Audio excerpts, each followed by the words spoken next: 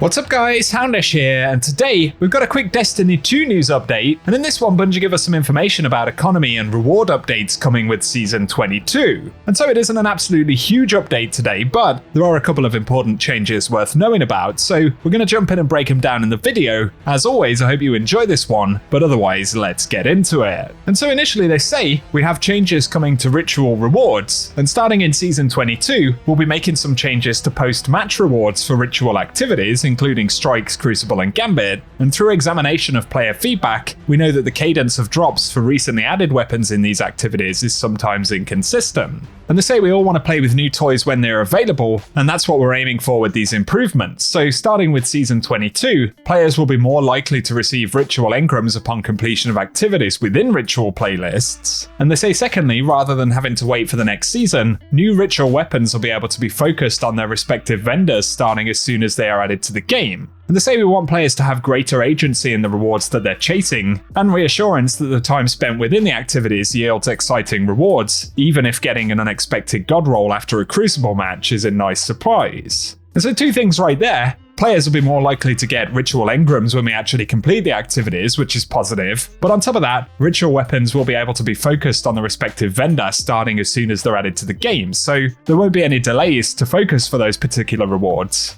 And those two changes in themselves are positive. And they go on to say, since we're talking about the weapons available for Season 22, why not list some of them? And so, for the Crucible, we'll get a new stasis submachine gun called Unending Tempest. And then the General Strikes playlist will get a new solar sniper rifle, which is the Lunar Regolith 3, with Gambit seeing a new Void machine gun. I'm not even going to attempt to say the name of that one. But then for Nightfalls, we'll see the return of Warden's Law, a kinetic hand cannon, and they did talk about the heavy burst archetype for hand cannons that they'll be updating. But also Nightfalls will see a new solar precision bow. For Iron Banner though, there'll be the Guiding Sight, a new Strand scout rifle, as well as the Arc Bow, the point of the stag. Then finally for Trials of Osiris, we'll see Igneous Hammer come back. But there'll also be a new strand heavy grenade launcher called the Cataphract GL3. And they say you'll notice right away that we're bringing back a certain type of hand cannon and actually making it a new archetype, something that was alluded to in a previous Developer Inside article, and they'll have more information to share about it very soon.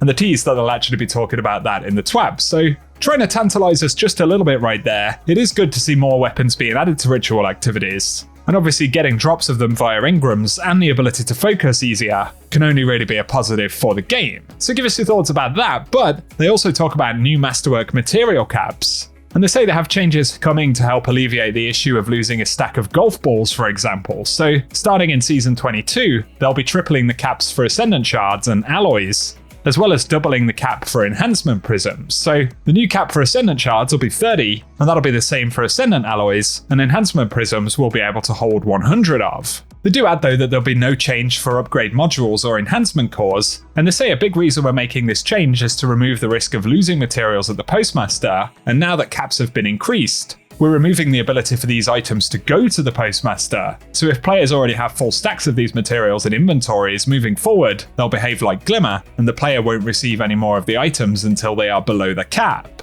Kind of an interesting change there. I'm not sure why they won't let us just stack them up. I guess obviously they don't like the idea of that in the economy, but they also say before making the update, we looked at the total number of players that would be affected by the particular change, and it turns out that less than 1% of players hold more than the new increased caps of the materials at their Postmaster, and in other words, 99% of the player base will benefit from having higher inventory caps. So partial justification there, but they say finally this doesn't mean players currently holding the currency at the Postmaster will lose them when the new season arrives, and while new currency drops won't be going to the Postmaster anymore, Ascendant Shards, Alloys, and Enhancement Prisms currently at the Postmaster will remain there until claimed.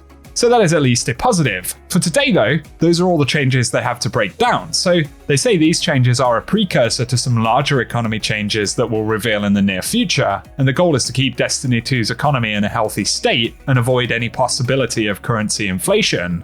I guess that means they'll also be reducing the cost of Eververse items, right? Only joking, Bungie haven't confirmed that, of course not. But that is the reason they regularly examine storage limits and costs, adjusting them in some cases like we did early in 2023 with Iron Banner, Trials, Crucible, and Gambit. There we go, that's the update for today, guys. So not a massive update, but once again, a few teasers, a bit of tantalism, is that even a word? I don't know.